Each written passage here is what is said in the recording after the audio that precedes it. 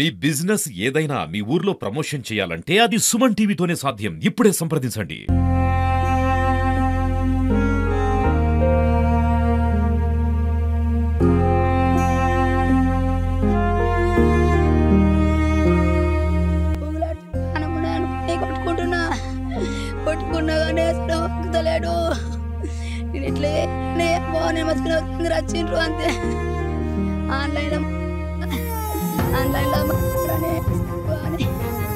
నమస్తే, welcome to Suman TV. Nizamabad జిల్లాలో దారుణం చోటు చేసుకుంది. నిజామాబాద్కి కూతవేడు దూరంలోనే గుప్పన్పల్లి అనే ఒక డివిజన్ అనేది ఉంటుంది. సో ఈ డివిజన్లో నిన్న ఒక ఇన్సిడెంట్ జరిగింది. సో పుట్టినరోజే పవన్ అనే వ్యక్తి అనంత లోకాలకు తిరుగురాని రోకాలకైతే తను వెళ్ళిపోయాడు. అసలు ఏం జరిగింది అని చెప్పేసి చాలా వరకు అనుకుంటా ఉన్నారు. కానీ బయట మనము ఎంక్వైరీ చేస్తే చాలా రకాలైనటువంటి ఇన్సిడెంట్స్ అనేటివి, మనకి కొన్ని విషయాలు అనేటివి బయటపడతా ఉన్నాయి. సో ఈ మధ్య కాలంలో హనీ ట్రాప్, అదేవిధంగా ఫోన్ లోన్స్కి సంబంధించి, అదేవిధంగా మొబైల్ లోన్స్, అదేవిధంగా మనకి బెట్టింగ్ యాప్స్ గురించి మనం మాట్లాడుకుంటున్నాం. So betting apps, loan apps వల్ల ఇవాళ ఒక కొంప కొల్లేరైపోయింది అలా. సో పవన్ ఇవాళ పుట్టినరోజు ఇవాళ ఆత్మహత్య చేసి చనిపోయాడంటే ఒక్కసారి ఆలోచించండి, ఎంత బాధ పెట్టుండొచ్చు, ఎంత బ్లాక్మెయిలింగ్ చేసి ఉండొచ్చు.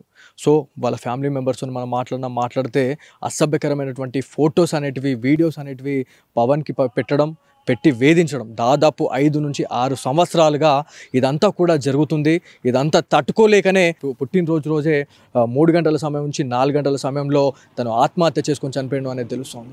వాళ్ళ తల్లిదండ్రులు ఉన్నారు, ఒకసారి వాళ్ళ తల్లితో మాట్లాడదాం. అసలు ఏమైంది అనేది దానిపైన. అమ్మ, మీరు చెప్పండి, అసలు ఏం జరిగింది ఆ రోజు? పవన్ మీతోని మాట్లాడడం జరిగిందా? ఎప్పుడు మాట్లాడారు మీరు?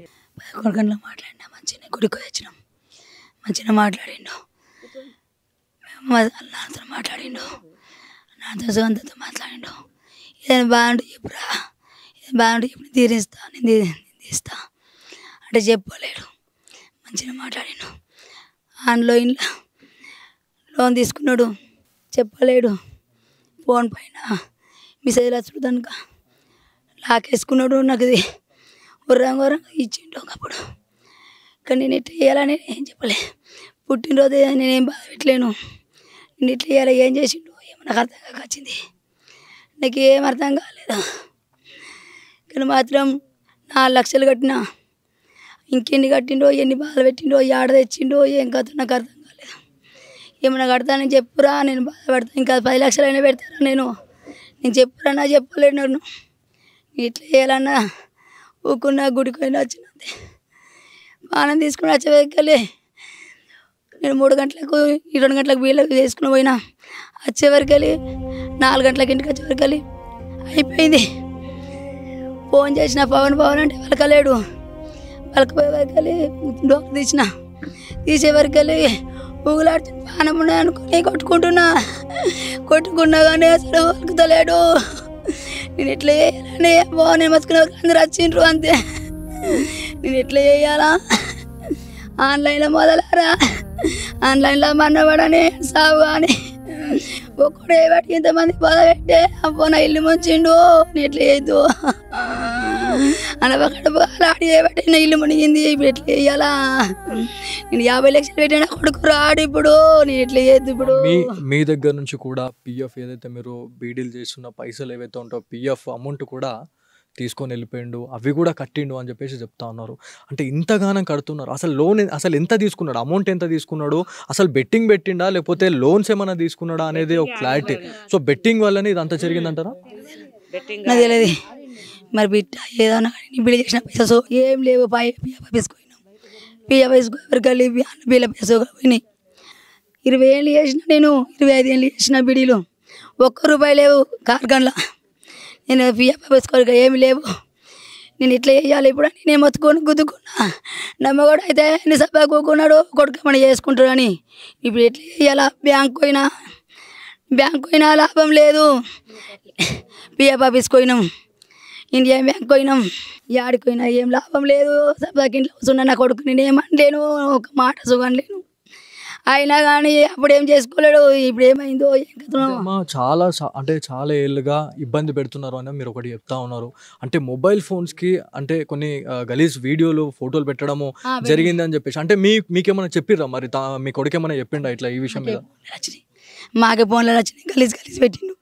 అయినా మేము పట్టించుకోలేము. ఆయన పోలీస్ స్టేషన్కి పోయిండు, అడిగిండ్రు, అయినా కానీ చేయించిండు. ఆయన లాభం లేకుండా అయిపోయింది. అప్పుడు ఏమనలేడు, 2 సంవత్సరం బంద్ చేసిండు, మళ్ళీ పెట్టిండు, మళ్ళీ ఆన్లైన్లో మళ్ళీ ఏం చేసిండు, ఏమన్నా మొదలరా మళ్ళీ షాల్ చేసిండు. ఆయనకి ఏం పుట్టిందో మా ఇల్లు మునిగి చేసిండు, పాడుకోబో కూలని ఆయనకి పిల్లలున్నారో ఆయనకి ఏం చేసిండు, ఇల్లు ముంచిండు. ఇట్లా వేయాలి ఇప్పుడు నేను 20 లక్షలు బాకీ ఉన్నది, 20 లక్షలు బాకీ ఉన్నది, ఇప్పుడు ఎట్లా చేయద్దు నా ఇక్కడికే. ఎంత బాధ ఉంది, ఎంత ఉండంగా కూడా మీతో చెప్పుకున్నా, లేకపోతే ఇక్కడ ఈ గూపన్పల్లి వాళ్ళకి ఎవరికైనా చెప్పుకున్నా కూడా ఎంతో కొంత బాధ అనేది తీరుతుండేనమ్మా. ఎందుకు చెప్పుకోలేకపోయిండు అంటే పవన్ ఎందుకు చెప్పుకోలేదు? మీ రిలేటివ్స్ కానీ మీ బంధువులకు ఎందుకు చెప్పుకోలేదు? మరి నా మగడు మస్కడ్కి పోయిండు, నా మగడు 4 ఏళ్ళు 5 ఏళ్ళు మస్కడ్కి పోయిండు, ఇప్పుడు లాభం లేకుండా అయిపోయింది. అయినా నా కొడుకు ఏమనలేడు, ఏమని ఎట్లా చేసి ఏం కదా అర్థం కాలేదు. ఏం చేసుకుంటాడో ఎట్లనో నేను ఒప్పుకున్నా, నేను ఒత్తుకుంటా. వాళ్ళం ఏమనలేను, నన్ను తిట్టిండ్రు అందరూ. వాళ్ళ బాబాయ్ ఉన్నాడు ఒక్కోడు ఇంటి పట్టుకొని. ఇప్పుడు నా మగడు ఒకడు ఆడున్నాడు, నేను ఎట్లా చేయాలని అంటే నన్నే ఒక్కో అన్నాడు, అన్నిటికీ నన్ను తిట్టుకున్నాడు. నన్ను తిట్టిర్రు అందరూ, చుట్టాలు బంధువులు అందరూ తిట్టిండ్రు. తక్కువకున్నా నేను ఏమనలేను. ఇప్పుడు ఎట్లేదు ఏం కాదు. చదువుకున్నాడు పవన్? ఏం చదువుకున్నాడు? ఎక్కడ జాబ్ చేస్తున్నాడమ్మా? ఆరుబడాలు చేస్తుండు. మరి ఏమన్నారా అన్న, అట్లా సుఖం ఏమనలే అన్నాడు. వాళ్ళు ఏమనలే, మరి ఎట్లా ఎదురంటే మరి ఏమని అడగన్నారు అంటే ఏమనలేడు. నెల జీతం ఇవ్వలేడు, తీసుకుంటా కట్టిండు నెలకి. అవి ఏం చేసిండు అర్థం కాలేదు. ఏం చేసినవారు అంటే ఏమనలేడు. నేను అప్పులు తెచ్చుకుంటా పెట్టినా 20 లక్షల దాకా. ఇప్పుడు నేను ఎట్లా చెయ్యాలా? నా కొడుకే పోయిండు, ఇప్పుడు నేను కట్టాలా? నాకేం హెల్ప్ చేస్తావు ఇప్పుడు? నీకేం హెల్ప్ చేస్తారు? వాళ్ళు హెల్ప్ చేస్తారు నా కొడుకు. పోలీస్ అధికారులు వచ్చిర్రు, మరి ఏమైనా కంప్లైంట్ రిజిస్టర్ చేసిర్రా? మరి ఏమైనా భరోసా ఏమైనా ఇచ్చిర్రా మీకు? అంటే వాళ్ళని ఎవరైతే ఇబ్బంది పెట్టిన వాళ్ళు ఎవరైతే ఉన్నారో వాళ్ళని అరెస్ట్ చేస్తాం, లేకపోతే వాళ్ళ నుంచి నష్టపరిహారం అన్న ఏమైనా ఇప్పిస్తామని చెప్పేసి ఏమైనా మీకు చెప్పడం జరిగిందా? హామీ ఏమైనా ఇచ్చిరమ్మా? ఏమి ఇట్లా వేయాలా? ఇప్పుడు నా కొడుకు నా ఇల్లు, ఇప్పుడు నేను 25 లక్షల బాకీ ఎట్లా కట్టాలా? నాకు ఏమైనా సాయం చేస్తే చెయ్యండి. నేను ఇల్లు మునుతా, నా బిడ్డ నా కొడుకు నమ్మకూడదు, ఇద్దరు ముగ్గురు చచ్చిపోతాం, అందరూ చచ్చిపోతాం. ఇది యాక్చువల్లీ పవన్కి సంబంధించిన ఇంటి దగ్గరికి అయితే మనం రావడం జరిగింది. ఈ మధ్య కాలంలో సోషల్ మీడియాలో ఇన్స్టాగ్రామ్, ఫేస్బుక్, యూట్యూబ్ కొంతమంది సెలబ్రిటీస్ కూడా వీటిని ఎంకరేజ్ చేయడమే దీనికి మూల కారణం అవుతా ఉంది.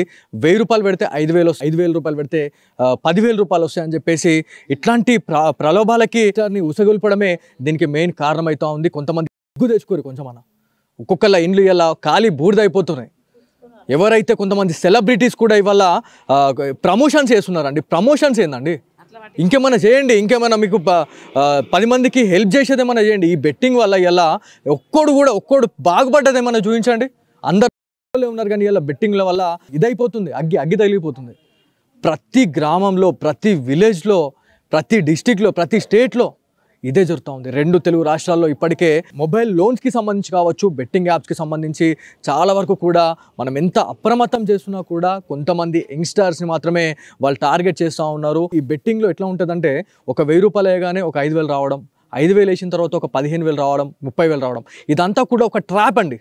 సో ఈ ట్రాప్లో పడిన తర్వాత ఎవరైతే ఇంత పెద్ద మొత్తంలో అమౌంట్ వస్తుందని చెప్పేసి అన్న తర్వాత ఆబ్వియస్లీ పెడతారు. ఆబ్వియస్లీ మొత్తం పెట్టిన తర్వాత సర్వం మొత్తం ఊడ్చిపెట్టుకొని మొత్తం పెట్టిన తర్వాత జీరో అయిపోతుంది. జీరో అయిపోయిన తర్వాత సో ఎంత దారుణం అంటే ఇప్పుడు సోషల్ మీడియా ఇన్ఫ్లుయెన్సర్స్ ఎవరైతే కొంతమంది సెలబ్రిటీస్ కూడా కొంత ఈ బెట్టింగ్ యాప్స్ గురించి ప్రమోట్ చేయడం అనేది చాలా సిగ్గుచేటు. నిజంగా చెప్పాలంటే ఇట్లాంటి వాళ్ళపైన మనం చర్య తీసుకోవాలా. పోలీస్ అధికారులు, మరి తెలంగాణ స్టేట్ పోలీస్ కావచ్చు, ఏపీ స్టేట్ పోలీస్కి సంబంధించి మరి ఈ వీడియో చూసిన తర్వాతనైనా కొంత ఇట్లాంటి ఫ్యామిలీస్ని మీరు ఆదుకోండి. సో వాళ్ళపైన మన చర్యలు తీసుకుంటేనన్నా ఇట్లాంటి చావులు ఇంకొకసారి పునరావృతం కాకుండా ఉంటాయి. మొబైల్ ఫోన్ గురించి మనము చాలా వరకు కూడా మాట్లాడుతున్నాము. మొబైల్ ఫోన్ అనేది పోలీస్ అధికారుల దగ్గర అయితే ఉంది. పోలీస్ ఇన్వెస్టిగేషన్లో మరి ఎలాంటి నిజాలు బయటపడతా ఉంటాయి అనే దానిపైన కూడా చాలా వరకు వెయిట్ చేస్తూ ఉన్నారు. ఎవరైతే కొంతమంది ఈ అమౌంట్ అంటే దాదాపు పవన్ బీటెక్ చదువుకున్నాడు, బీటెక్ ఫస్ట్ ఇయర్ నుంచి కూడా 4-5 ఇయర్స్ నుంచి అమౌంట్ ఎంత అంటే అంత వేయడము, మళ్ళీ తర్వాత ఎవరైతే సదరు వ్యక్తులు ఎవరైతే ఉన్నారో ఎంత అడిగితే అంత వేయడము, బ్లాక్ మెయిలింగ్ చేయడము, ఫొటోస్ పెట్టడం, ఫొటోస్, హనీ ట్రాప్కి సంబంధించిన కొన్ని వీడియోస్ అట్లాంటివి పెట్టి చాలా వరకు ఇబ్బంది అయితే పెట్టిరు అనేది తెలుస్తూ ఉంది. సో ఫైనల్గా ఇట్లాంటి ఇన్సిడెంట్లు జరగకుండా ఉండేందుకైతే ప్రతి ఒక్కరు చర్యలు తీసుకోవాలా. ఇవాళ బెట్టింగ్ యాప్ల వల్ల ఇవాళ ఇంకొక కుటుంబం ఇవాళ ఎట్టుగాని పరిస్థితి అయిపోయింది. అమ్మ మీరు చెప్పండి, మీలాంటి కొడుకులకి మీరు ఏం చెప్పాలనుకుంటున్నారు? ఇట్లాంటి బెట్టింగ్ యాప్లు కావచ్చు, మాలాంటి పిల్లలకి మీరు ఏం చెప్పాలనుకుంటున్నారమ్మ? నా పిల్లలు లెక్క వాళ్ళు ఖరాబ్ కావద్దు, మంచిగా ఉండాలా. ఇట్లా పెట్టకూర్రి, ఇట్లా పని చేయండి. ఇప్పుడు ఎట్లా చేయాలా? వాళ్ళు ఎట్లా చేస్తారు? కంపలు మునుగుతున్నాయి. కొంచెమన్నా చూసుకోరి అయ్యా. ఎట్లా చేద్దు ఇప్పుడు? వాళ్ళ ఇల్లు నా ఇల్లు లెక్క. ఇప్పుడు నేను ఎట్లా చేయద్దు? నేను 2 లక్షలు తెచ్చి బాకీ ఎట్లా కట్టాలా? నాకు రెక్కలు లేవు. ఇప్పుడు నేను ఎట్లా చేయద్దు? ఇప్పుడు నేను ఎక్కడ తేవాలా? నా మోడికి రెక్కలు లేవు, నాకు రెక్కలు లేవు. ఇప్పుడు నేను ఏ బాకీ కట్టాలా? నాకేమన్నా హెల్ప్ చేయండి. నేను హెల్ప్ చేయాలి నాకు. నేను ఎట్లా చేద్దు? ఇప్పుడు నేను ఎట్లా పోదు, ఎటు పోదు? అసలు ఆ తల్లి ఏం మాట్లాడాలో మాట్లాడలేని పరిస్థితి. ఇలా చెట్టోలే ఉన్న కొడుకు ఇలా ఒకేసారి మాయమైపోయిందంటే ఎవరికైనా ఉంటుంది. ఇవాళ ఒక ఆత్మహత్య చేసుకోవాలనే థాట్ అనేది మనం ప్రతిసారి మాట్లాడుతున్నాం. ఒంటి మీద ఒక చిన్న గీత పెట్టుకోవాలంటే మనం విలవిలపడిపోతాం. వాళ్ళు ఈ లోకాన్ని నిడిచబెట్టేసి, కన్న తల్లిదండ్రులు నిడిచబెట్టేసి ఆత్మహత్యనే శరణ్యం అని చెప్పేసి చాలా వరకు కూడా వాళ్ళు ఆత్మహత్య చేసుకుంటున్నారు. అంటే ఎంత ఇబ్బంది పెట్టాలా, దీని వెనుక ఎంతమంది కుట్ర ఉండాలా. సో ఈ ఆత్మహత్యలకు చాలా వరకు బాధ్యులు అయితే ఉన్నారు. సో పవన్కి సంబంధించిన ఫోన్ అయితే ఉంది. దీంట్లో పాస్వర్డ్ అనేది మనము ఓపెన్ చేయలేము. ఏదైతే పోలీస్ అధికారుల సమక్షంలోనే ఇది అంతా ఓపెన్ అయితే చేయాలా. దీంట్లో ఏముంది అసలు, దీంట్లో ఏ డేటా ఉంది, అసలు ఏముంది అనేది మనం చూడాలి. ఎట్లాంటి యాప్స్ ఉన్నాయి అనేది కూడా మనం ఆలోచించాలా. సో పవన్కి సంబంధించిన మొబైల్ అండి ఇది.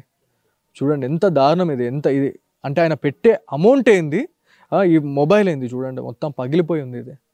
అంటే ఆశ అనేది కూడా ఎంత దారుణం అయిపోయింది చూడండి.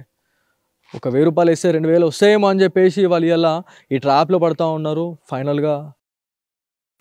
సో ఇది యాక్చువల్లీ ఉమ్మడి నిజామాబాద్ జిల్లాలో ఇట్లాంటి ఇన్సిడెంట్స్ అనేటివి సర్వసాధారణం జరుగుతూ ఉన్నాయి. ఇట్లాంటి ఇన్సిడెంట్లు మళ్ళీ జరగకుండా ఉండేందుకు పోలీస్ అధికారులు ఇనిషియేట్ తీసుకొని ఇట్లాంటి ఎవరైతే బెట్టింగ్ యాప్స్ ప్రమోట్ చేస్తున్న వాళ్ళు ఎవరైతే ఉన్నారో, బెట్టింగ్ యాప్స్ని నడిపే వాళ్ళు ఎవరైతే ఉన్నారో వాళ్ళని అందరినీ కూడా ఖచ్చితంగా వాళ్ళపైన ఒక యాక్షన్ అయితే తీసుకోవాలని చెప్పేసి తల్లిదండ్రులు అయితే కోరుతా ఉన్నారు. సో ఇది వాళ్ళ Suman TV special story. Camera person కార్తిక్తో బాలు, సుమన్ టీవీ, గోపన్పల్లి నుంచి.